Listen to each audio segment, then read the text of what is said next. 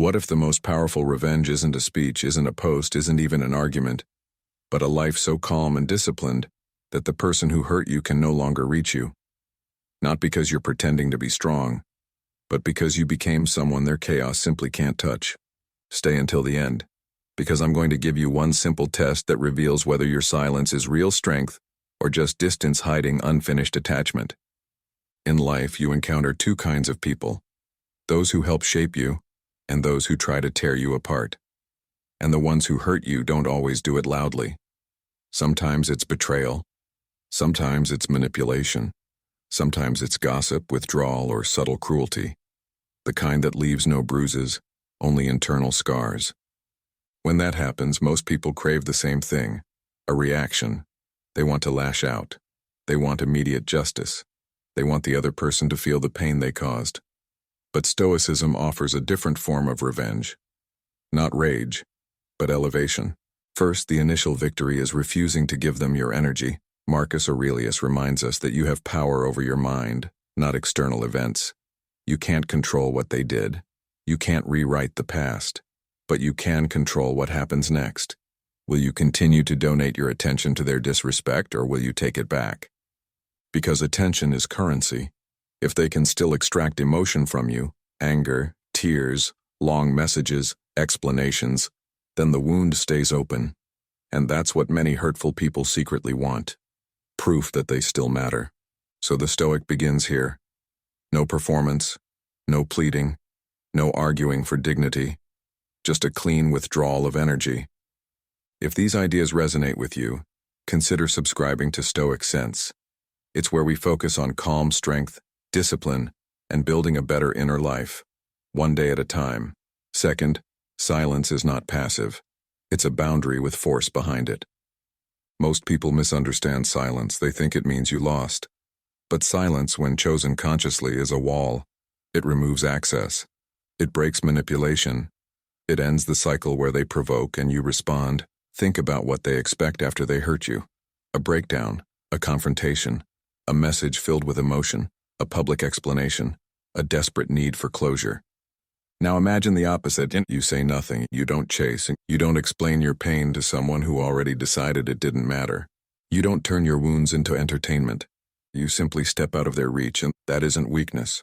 That's self-command. Third, the real revenge is the rebuild they can't interfere with. This is where silence becomes truly powerful.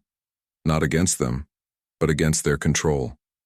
You redirect everything they tried to take from you: your focus, your confidence, your time, your peace. You train your body, you sharpen your mind, you rebuild your work. You invest in people who respect you without games. You stop living as a reaction to what they did and start living as a commitment to who you're becoming. And that shift does something unsettling to the person who hurt you. They lose access. They can't bait you. They can't guilt you. They can't rewrite the story if you refuse to participate. You become emotionally unreachable. And more than any argument, that ends their power. Fourth, outgrowing them is the cleanest form of justice. Stoicism doesn't teach revenge as harm. It teaches revenge as immunity. The goal isn't to make them suffer. The goal is to make sure they can never control your inner world again. Epictetus said it clearly: it's not what happens to you, but how you respond that matters. So ask yourself, when you're hurt, do you spiral? Do you post? Do you rant? Do you send messages you'll later regret? Or do you become the version of yourself that no longer needs closure, validation, revenge, or their understanding? That version doesn't win loudly. It wins permanently. Fifth, the test that reveals whether your silence is real strength. Here's the test I promised. If they texted you tonight, would your peace collapse? If your heart would race, if you'd rehearse responses, if you'd feel pulled back into the old emotional loop, then your silence isn't freedom yet. It's distance while attachment is still alive. But if the message wouldn't move you, if you could read it calmly and choose whether or not to respond, then you've reached something rare: detachment with dignity. That's the Stoic goal. Not to punish them, but to reclaim yourself. Final reflection. Your silence should be loud only to your future. Don't disappear to make them miss you. Disappear so you no longer need to be missed. Don't go quiet to create mystery. Go quiet to create mastery. Because the strongest people don't announce their healing. They live it.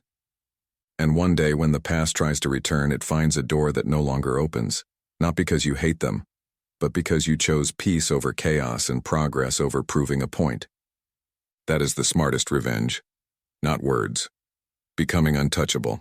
If this resonated with you, subscribe to Stoic Sense. This is where we build calm strength. Now tell me, what's harder for you? Staying silent or staying disciplined after you go silent?